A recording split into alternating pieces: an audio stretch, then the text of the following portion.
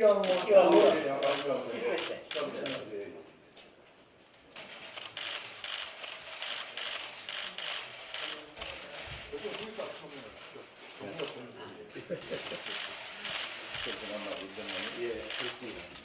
새로운 당으로 노영민 실장 체제가 출범하게 된 것을 일단 축하드립니다. 집이 무거우실 텐데 기대도 크고 또 좀 걱정도 많아요. 우리 국민들은 먹고 사는 문제가 제일 궁금하고 답이 하늘이지요. 택시 카풀 문제를 비롯해서 소상공인 자영업자 문제 등 숙제가 산더미처럼 쌓여 있는데 꼭 이 얘기를 좀 하고 싶어요. 결국 경제는 정치라고 생각합니다. 그리고 어떤 대통령이라 하더라도 경제 어렵죠. 그리고 경제 난국을 풀어나가는 핵심 동력이 정치에서 나와야 된다고 생각해요. 우리 국민들은 문재인 정부, 촛불 정부라고 또 스스로 칭하기도 했고 국민들도 받아들입니다.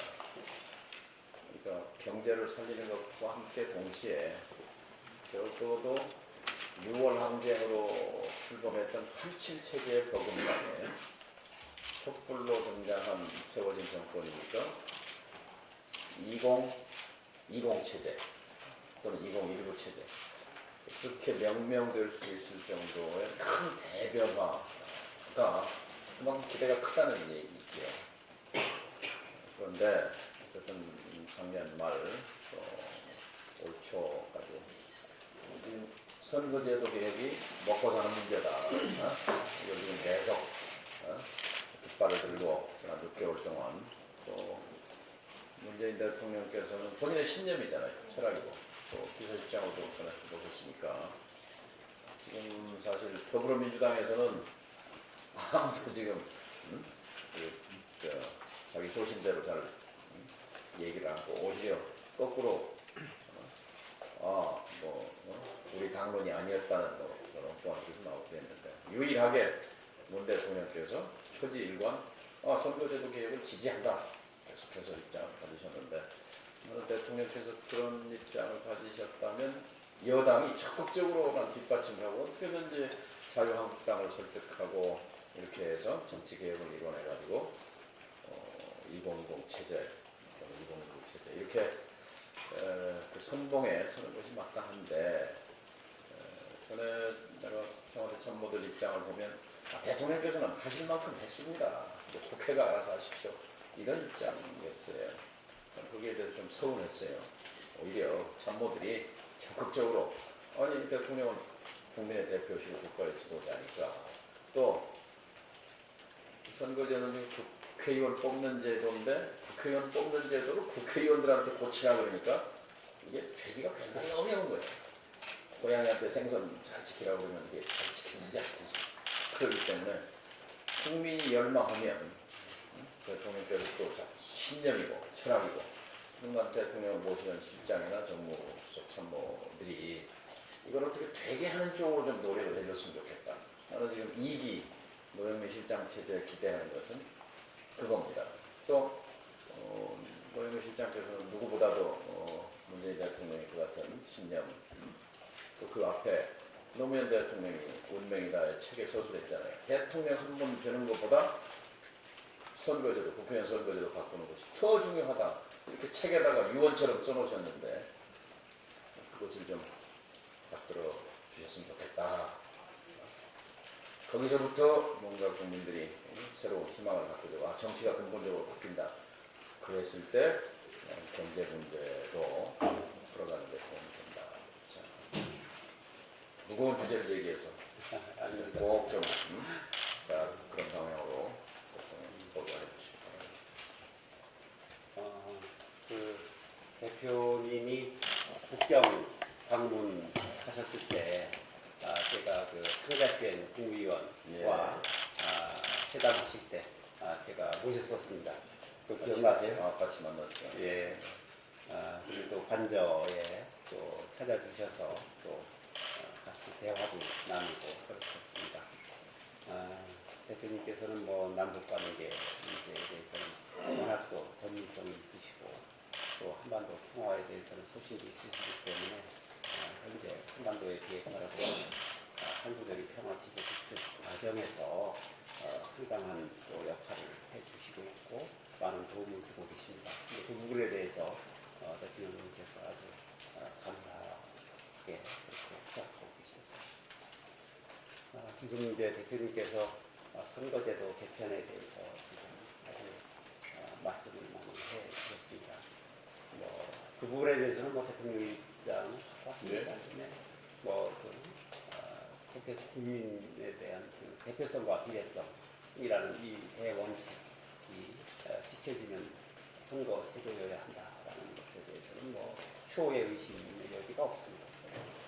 또 이제 국민들의 어떤 그 열망, 기대, 그리고 국민들의 그 지지 속에서 선거 제도가 개편되기를 바라는 마음 역시 확실하시죠.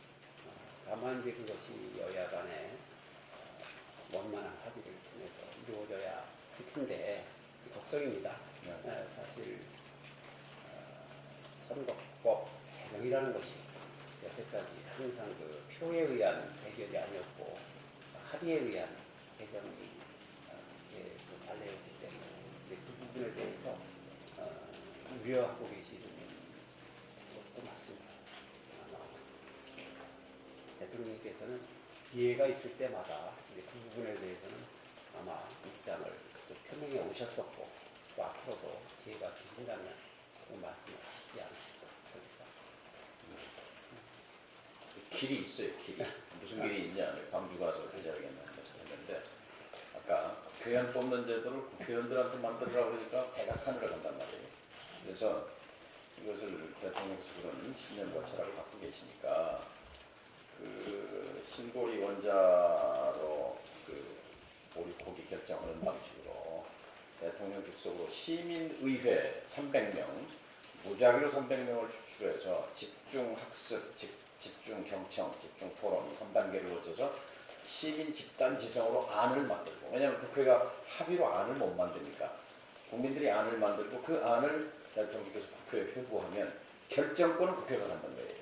근데 시민들이 만들었기 때문에 또 일반 시민들이 평균적인 한국의 시민들이 충분히 학습하고 토론하고 각기 의견을 수합해서 안을 만들면 난 국회가 존중하지 않을 수 없다.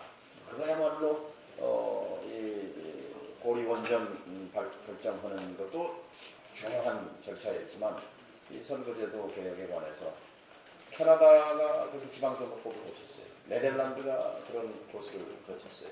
그런 사례도 있습니다. 있어서 정말 자유한국당이 반대하니까 이런 이유만 되고 있을 것이 아니라 더불어민주당이 앞장서서 좀 선봉에 서주고 또 대통령께서 그런 시민 대표단, 시민의회 그런 길도 있다. 이걸 좀 대통령이 꼭 보고를 해드리고 또 청와대에서도 정무수석이 좀 검토 좀 한번 해보셔요. 아마 선거법 문제뿐만 아니라 이제 대통령께서는 여야정 그 상설협의체의 그 결과와 또 그 성과가 이행된 것에 대해서 대단히 아무튼 많이 좋아하시고 2월달 안에 5개 아무튼 상설협의체가 구성되어서 그 상설협의체를 통해서 공정경제 관련된 입법이라든가 또 권력구조 문제, 사법개혁을 포함한 권력구조 문제, 또 방금 말씀하신 선거법 문제 등등이 함께 좀 통크게 타협하고 국회가 협치되기를 정부와 협치되기를 바라는 마음을 몇 차례 말씀하셨습니다. 제가 4일밖에 안 됐는데요. 정무석 된지 4일밖에 안 됐는데 몇 차례 그런 말씀을 주셨고 사실은 선거법과 관련해서도 비서장님 말씀이 있었습니다만 그런 마음이신 것 같아요.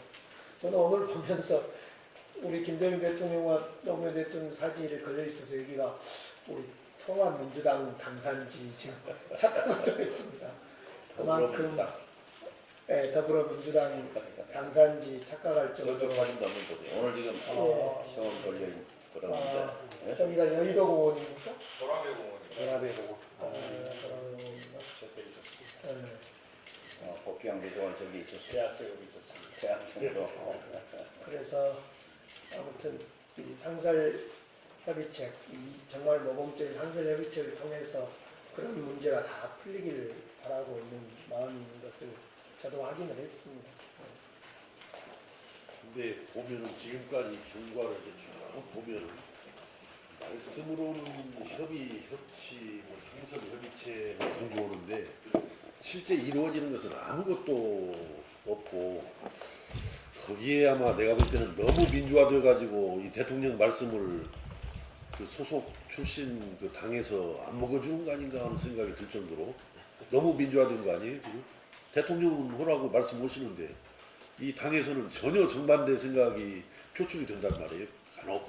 그러면은 우리가 야당에서 받아들일 때는 말로는 협치하자라고 그러는데 실제 속으로는 협치가 전혀 진정성이 없다, 의지가 없다. 저는 그렇게 볼 수밖에 없어서 좀 대통령께서 강력하게 그 뜻이 실현될 수 있도록 좀 이끌어 주실 필요가 있겠다.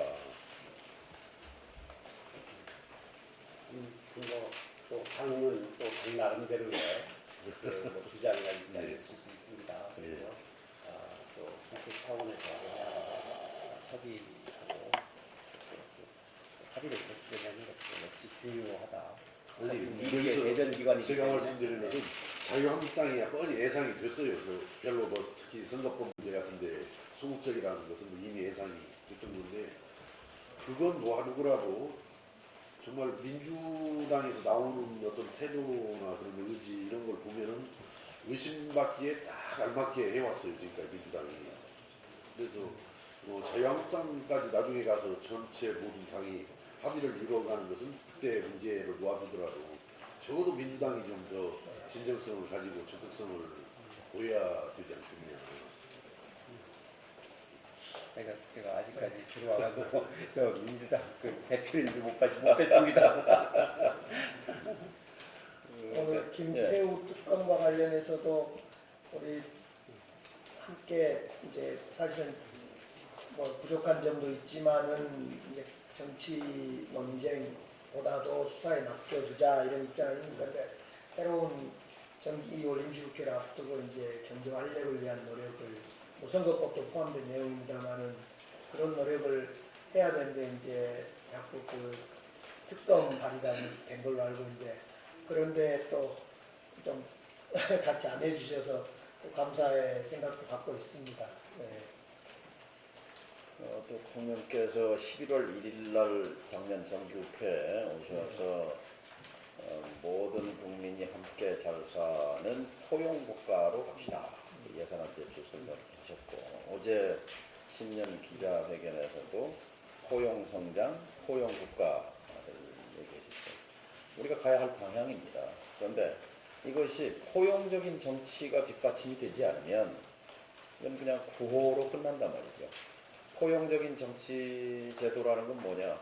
이 대한민국이라는 식탁에 말하자면 우리 사회의 목소리가 약한 대집단들 있잖아요. 소상공인, 자영업자, 비정규직, 청년층, 1,500만 청년 유권자들, 농민들. 이분들이 이 식탁에 의자를 놓고 앉을 수 있도록 의자를 놔주는 거. 이게 선거제도 개혁이란 말이죠. 말하자면 10%, 5% 얻은 정당은 5%만큼 의석을 갖게 해주고 10% 얻은 정당은 10%만큼 갖게 해주고 20%만큼 갖게 해주고 30% 얻은 정당은 30%, 40% 얻은 정당은 40%만큼만 의석을 가져라.